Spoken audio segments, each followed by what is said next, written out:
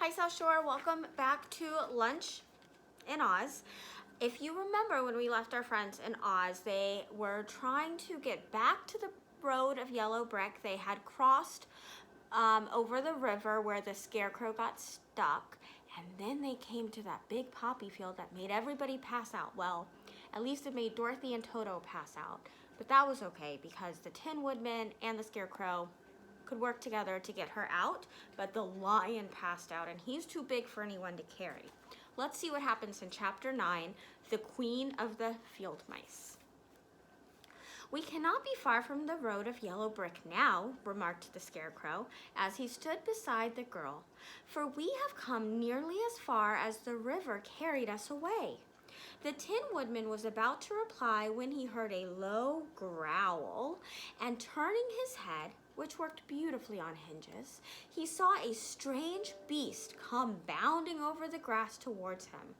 It was indeed a great yellow wildcat, and the woodman thought it must be chasing something, for its ears were lying close to its head and its mouth was wide open, showing 2 rows of ugly teeth, while its red eyes glowed like balls of fire. As it came nearer, the Tin Woodman saw that running before the beast was a little gray field mouse, and although he had no heart, he knew it was wrong for the wild cat to try to kill such a pretty, harmless creature.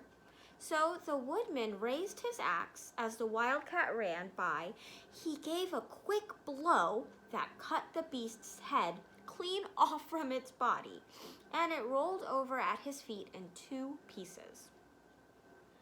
The field mouse, now that it was freed from its enemy, stopped short, and coming slowly to the woodman, it said in a squeaky little voice, "Oh, thank you. Thank you ever so much for saving my life."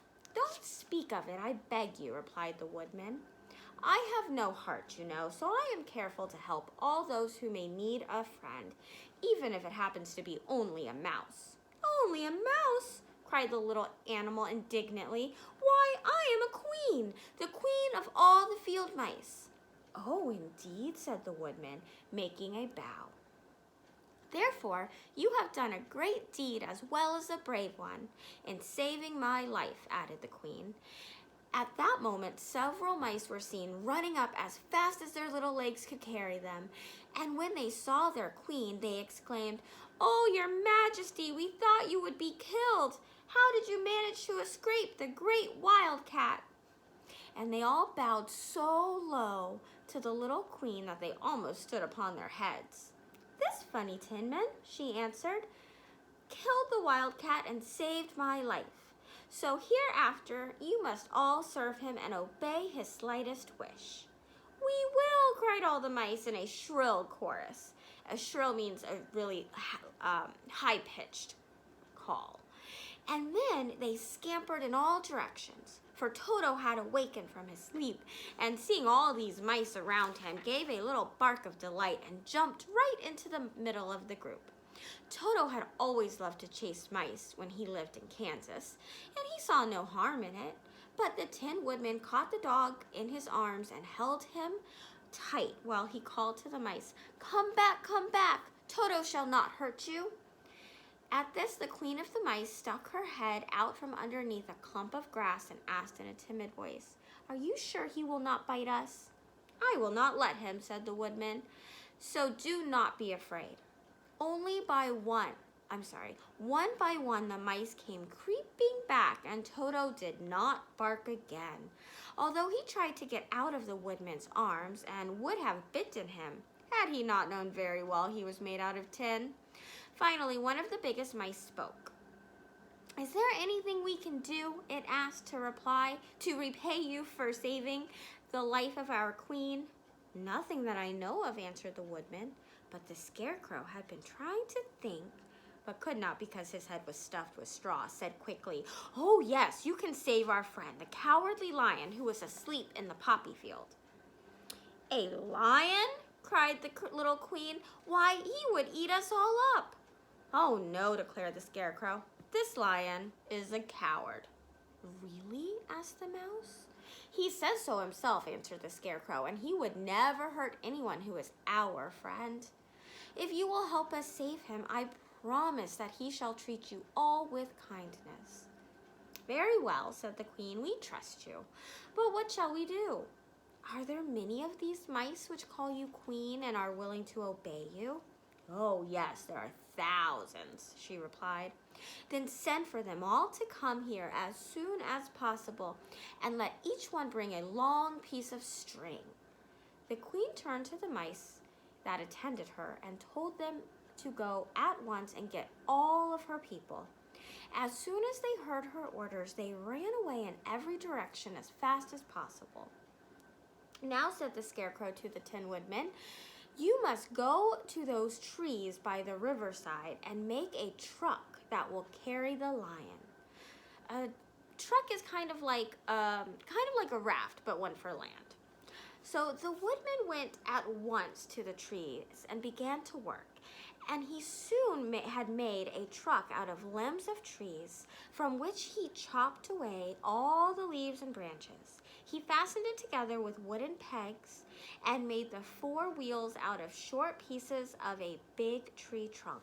So fast and so well did he work that by the time the mice began to arrive, the truck was ready for them.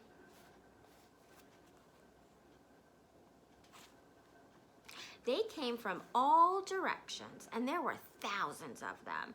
Big mice and little mice and middle-sized mice, and each one brought a piece of string in his mouth. It was about this time that Dorothy woke from her long sleep and opened her eyes. She was greatly astonished to find herself lying upon the grass with thousands of mice standing around and looking at her timidly. But the Scarecrow told her about everything, and turned to the dignified little mouse. He said, "Permit me to introduce to you Her Majesty the Queen." Dorothy nodded gravely, and the Queen made a curtsy, which she became quite friendly with the little girl after. The Scarecrow and the Woodman now began to fasten the mice to the truck using the little strings they had brought. One end of a string was tied around the neck of each mouse and the other end to the truck. So, of course, the truck was 1,000 times bigger than any of the mice who were to draw it.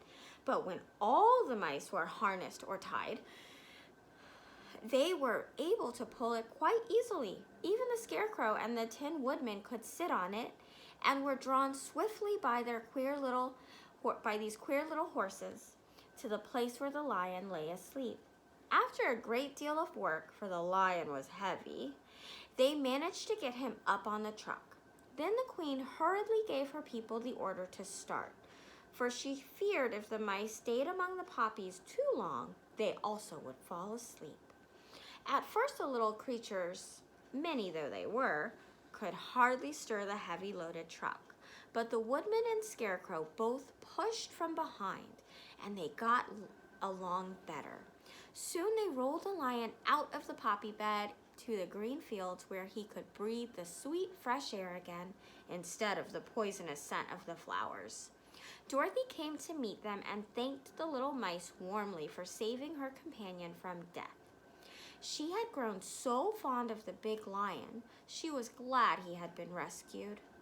Then the mice were unharnessed or untied from the truck and scampered away through the grass to their homes. The Queen of the Mice was the last to leave. "If ever you need us again," she said, "come out in the field and call, and we shall hear you and come to your assistance. Goodbye." "Goodbye," they all answered, and away the Queen ran, while Dorothy held Toto tightly, lest he should run after her and frighten her. After this, they sat down beside the lion until he should awaken, and the Scarecrow brought Dorothy some fruit from a tree nearby, which she ate for her dinner. Well, they rescued him. Yay! I thought for sure he was a goner, but he was rescued in the end. Tomorrow we will read some more when we read chapter 10, The Guardian of the Gates. I wonder if they finally make it to the Emerald City. Let's find out tomorrow. Thanks for joining me for another chapter of The Wizard of Oz. Take care, 3rd grade. Talk soon.